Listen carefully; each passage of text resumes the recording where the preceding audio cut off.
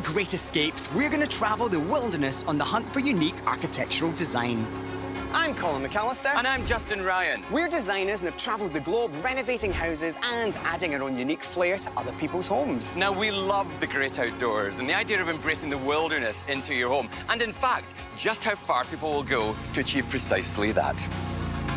Building an escape in the woods presents magnificent opportunities for individual design, but also unique challenges to work in harmony with the surroundings. Add to that an extreme climate, from blistering hot summers to teeth-chattering winters, and these escapes must combine splendor with functionality. We're going to explore properties that take that challenge head-on as we investigate homes that celebrate the landscape and work with the environment in interesting and distinctive ways. Wood, of course, has been used in the construction of properties for centuries. No surprises there. But have you ever wondered why people choose this beautiful natural material as their go-to when building their dream homes? Now, in this episode, we'll be looking at how homeowners have used wood in some really interesting and indeed some very unique ways. And of how they've used different varieties of timber specifically during the construction process. One devotee of all things timber rebuilt a family cottage to be united with the woods. I wanted to bring the forest to me. Another breathed new life into a historic wood lodge, preserving the timber and the nostalgia. How many little cottages altogether? There are 16 of them. Some of them had trees growing inside them. That's a huge undertaking. It was massive. And lastly, one couple found the perfect plot of land upon which to build their dream wood-wrapped escape. There was a lot of searching to find this little gem. Trust me on that. This is vast.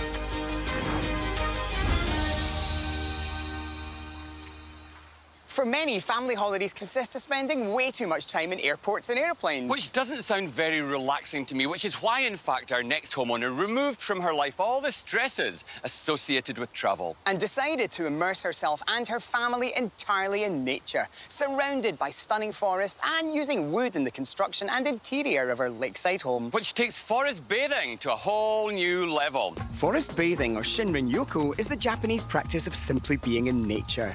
Slowing down to soak in the smells, the sights, the sounds, and being a part of the forest is considered medicine, a tonic to heal the weary soul. And that's just what Lynn and her family were looking for, a family cabin nestled in nature where they could escape to be together. So Lynn and her husband found a perfect plot of woodland and designed a low-maintenance space that kept family and the forest at the forefront. The cabin is clad in locally milled pine, which was chosen to blend into the forest in which it sits. Well, I'll tell you what, Lynn, being lost in the forest is a dream way to live. I mean, you really are tucked away here. The concept was to build something new, but not to conquer the forest. That's a great way to look at it. This was my dream, to have a cottage for my family, and I would see them as often as possible.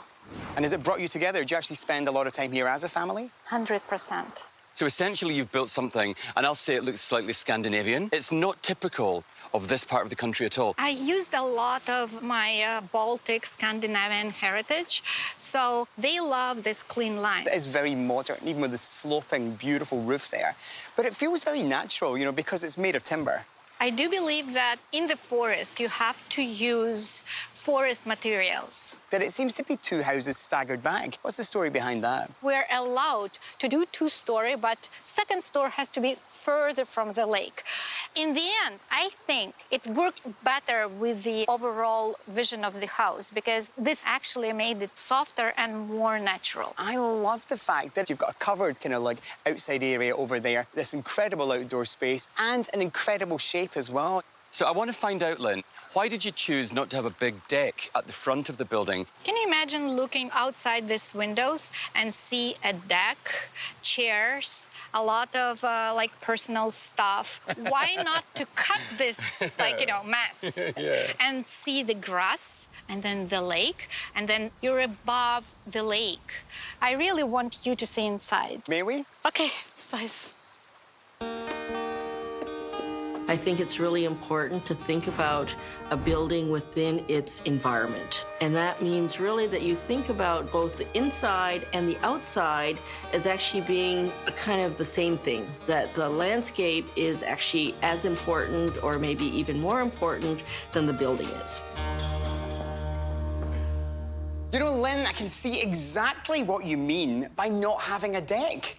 Because you have this unbroken view, this incredible connection to the water. It feels so close. I wanted to bring the forest to me. It feels so incredibly well balanced.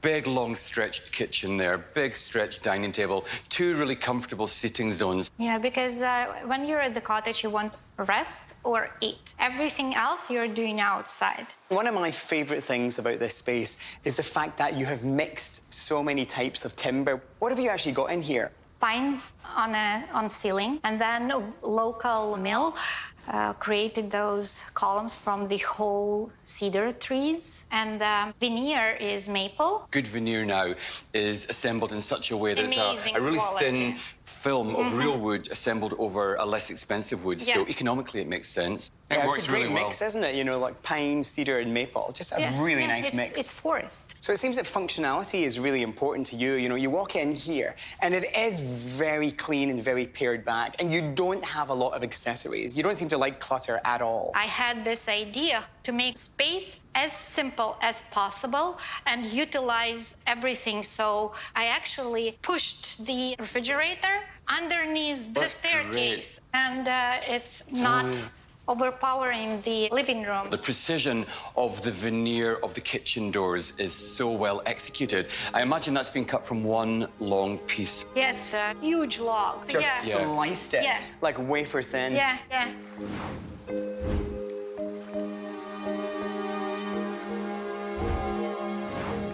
We get this incredible sense of distance, but also luxury as well in a very understated way. Good architecture should also surprise you, and there's this big overwhelming sense of wood everywhere, yet an unexpected twist with the metal staircase. It is holding the whole structure. So it's placed on a piece of rock. So that's not just a staircase No, that takes you from no, one zone to no, another. no, It's no. an architectural component of the building, Yeah. a spine, if you like, that strengthens the overall structure. What's upstairs? How many bedrooms do you have here? It's 4 bedrooms, 2 master bedrooms, and 2 double rooms. What you've created is a wonderful family escape. What's amazing about this space is you talked outside about the family getting together. You could see how you could easily bring in, I don't know, 25 people into this space. It must be amazing when everyone's here and there's that buzz. I think that's an interesting thing. This one piece will make 52 layers. Watch on mobile devices or the big screen. All for free. No subscription required. It's not only amazing, but it's actually my dream come true. So the big question, Lynn, what do you dream for when your dream comes true? For my family to be happy. It's the most important part. So Lynn is a real creative, but she was battling the best creative of them all, Mother Nature, who has done this incredible topography, that wonderful forest and that wonderful water and sky. Yet she's really respected all of that. She's wrapped her home in natural wood, and she's created an environment within which a wonderful family life can take place. Yeah, I think the message is don't compete with nature, embrace her.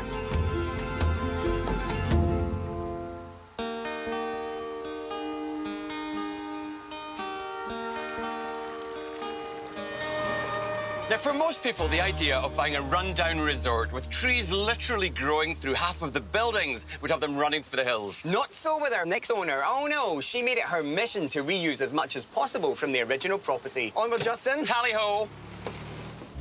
When Fiona McKean got word that the historic wood lodge of her childhood memories was up for auction, she and her husband put in a bid, a knee-jerk decision based entirely on nostalgia.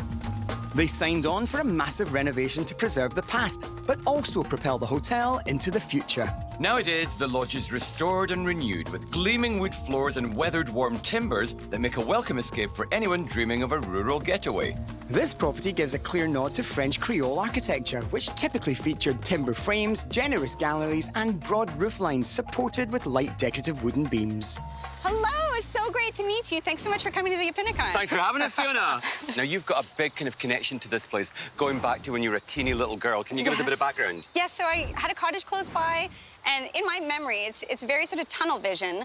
I went straight to the ice cream shop, mint green walls, you know, waffle cone smell, the whole 9 yards, and I had no concept that there was this beautiful main lodge, the rolling grounds. So how long has there actually been a building on this site for?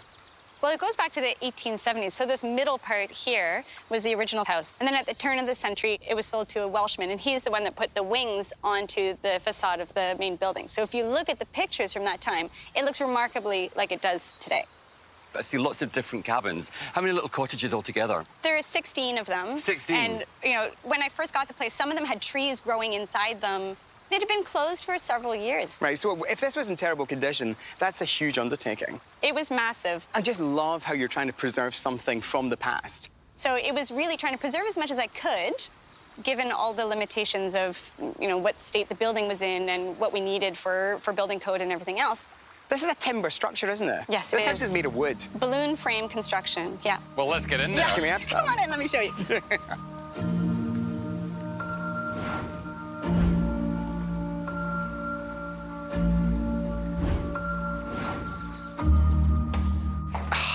Well, this doesn't disappoint, does it? So how much in this space has actually changed? Plenty has changed in this particular space. You know, once we started ripping down walls and having a look behind all the nooks and crannies, it was really in terrible shape. It was really only the dining room that was almost wholly salvageable. And it's a lovely place with the light streaming in. The staircase used to be over here. So when I moved the staircase, I made sure it was the same newel post, the same railings, the same scalloped edge to the staircase. If it wasn't the specific piece, then it was an ode to that piece. Because this was a family home, it was pretty chopped up. All the rooms got taken out. Now we have the pub on one wing, the restaurant as it was for the most part, and upstairs we've got a little tiki lounge and an event hall, so there's lots of different ways that we can use it. It really does have a sense of nostalgia. Well, nostalgia, that's what makes the memories so precious. That's what really gets our brains thinking about what's around us, how things are happening, and all the sights and smells. That's what triggers your memory, and that's what makes it a memory for a lifetime. This is magnificent, but I'd love to see the cabins as well. Absolutely. Let me take you out there. Oh, yeah. Great.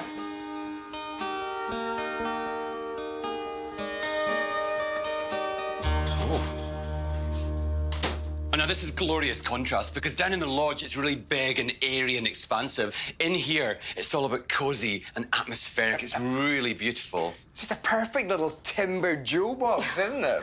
I love it in here. It feels very welcoming, very warm, very cozy. Building with wood is fairly ideal. It's a renewable resource. If farmed properly, it is an environmentally friendly resource to use in construction. It's affordable, and it can be quite beautiful. As you layer in different types of wood with different properties, they'll add a layer to a design that is quite magical. The colour of the timber in here, tell me that's natural, that's original. It is absolutely original, and every one of the cottages has sort of aged differently over time. They all have this gorgeous patina, but they're all slightly different shades. So it was really, each cottage had to have its own furniture, its own drapery, its own things, just to keep it nice and cozy feeling. There's a real skill, Fiona, to plunder the past and make it really work for the modern customer. There's something about the smell of the old wood that is just very grounding. Yeah, and it's not a smell that you can naturally or artificially create. It has to be, and it's part of the history of the place. Yeah, absolutely. Yeah. And what is it about timber, you know, that is just so evocative? It's the comfort, it's the charm, it's a little oasis. These little cabins are just spectacular because they're so atmospheric. Do you know what I love about this? It's my favourite thing about this room. The fact that it's pine. When you think about what people think about pine, you know, yellow pine and how icky it was and how out of fashion it fell, and then suddenly you see this honey-dipped, weathered, you know, with history. Bring back pine, I say. I am pro-pine, yes. You've created a place that they can all come and feel good, and that's something that not everybody can do, Fiona. Absolutely. You know what? You can do everything with design, but if you don't have the perfect host, you're not going to have the perfect vacation. The real intention is to make memories that will last a lifetime, to create an atmosphere where people can relax, where their brains can actually absorb what's around them and really enjoy what they're taking in. I think what you've done, Fiona, is really quite magical. Thank you. I'm really pleased with how it all turned out. So this is why, isn't it? Perfect little pinch-me moments like this at the end of the day watching the sun go down. It's all about this. Dealing with a heritage home has its own set of problems, but Fiona has managed this beautifully. It doesn't feel like a museum. There's a nice sense of nostalgia, but at the same time, it's not lurking in the past. There's enough of the past to make it feel like a period property, but there's enough of a modern sensibility to make it feel so usable and so workable for the present day. I love the way she's preserved the heritage. She's held on to all the beautiful old timbers in the cabin. She has echoes of the past here, heartbeats from the past, but she's brought them bang into the 21st century. Most people struggle with one project. She's done it to the power of 10.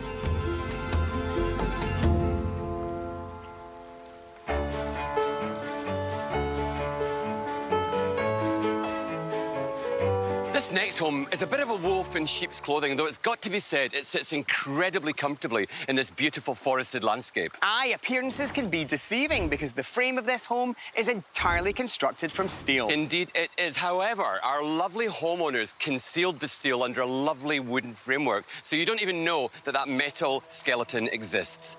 After an exhaustive search, Sean and his wife Charlotte found a perfect spot upon which to build their dream home. With 3 unspoiled acres and 700 feet of waterfront, they loved the lot and wanted to leave the land and its trees as untouched as possible. But building in the middle of a dense thicket required some creative planning and a steel will. Guys! Hi, how are What you? about this place? It's absolutely massive. What is it about people who find these little pockets of perfection in the middle of nowhere? There was a lot of searching to find this little gem. Trust me on that. It started off, we kept finding beautiful lots, not so nice properties, beautiful properties, not so nice lots. So we expanded and said, we're crazy enough, let's build. So you built this from scratch? We did. This is absolutely breathtaking, and I think the first thing that comes to mind is the colour, because it really does complement the tree stock here. You know, what was the thinking behind that? This is called dark red Meranti. It's from Indonesia, and what we're trying to do is, you know, colors of the trees kind of blending in, because it's a very square structure.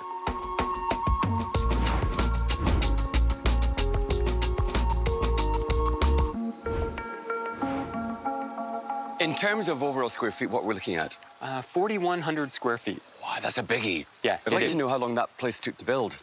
Well, actually, the structure was 6 days, 5 guys with drills. If you 6 can- days? 6 days. How can that be real? Is this a kit home? No, it's something a little different. It's a steel structure. Yes, recycled steel, which is even better. So minimal impact on the environment. Respecting Mother Nature. No garbage, no bins. Do you know which particular steel things were recycled? Where'd they She come talked from? about airplane wings. Your house is built did. from bits of airplanes. The head of that company actually came from Bombardier. And he said, we're going to build houses like we build airplanes. That's that right. precise. That's incredible, because it's almost like a kit house, you know, in that everything arrives in parts. But you're designing something that is for you, that's not a kit. One of the features of this house was Charlotte's walk-in closet. That's what this is. That is that. This box. It is. That's my closet. What we did is we designed it for the inside out. So the usable space inside we wanted to be to our liking. And then the outside, it was just a matter of making sure that it flowed. But to create a building like this, what were the big obstacles that you had to kind of deal with? The drive-in. The road. The no road, question. yes. Because that actually is your own private road. It is. To get in here, you know, which sounds like super posh and kind of escapist. We have our own roads, and then you think, okay, we're on a dirt track and we're trying to build a steel structure home in all weathers. You know, what's the reality of that like? You really realize how long 1.3 kilometers is. The year we built, we decided that we wanted to see torrential rainfalls. Oh my goodness. Yes. 70 millimeters in an hour. And how did you deal with that? Because when Mother Nature plays a really horrible hand, it can really impact so dramatically Well, on the the build. foundation, the day they were coming to put the cement in the foundation, it was flooded. Oh, wow. Literally flooded. So how did you and get we through had a that? mother snapping turtle where the front door is. Thought it was another lake. Trying to lay her Moving in. eggs. Okay, I'm moving in here. When Yes, nature yes. takes over, right? Fortunately, it drains excellent, and a day later, it was dry, and they could actually come in and lay the foundation. Oh, But, yeah. fantastic. How important is that relationship between the great outdoors and Mother Nature's work and what you do with your home structure? We want outside in. Right. It's that simple. It's the beauty, it's just the impressiveness of everything. Yes. Well, I'd love to have a look inside if we can, because it's spectacular Please outside. I can do. only imagine the joys that lie beyond. More than welcome. Can we have a look? Come on in. Thank you.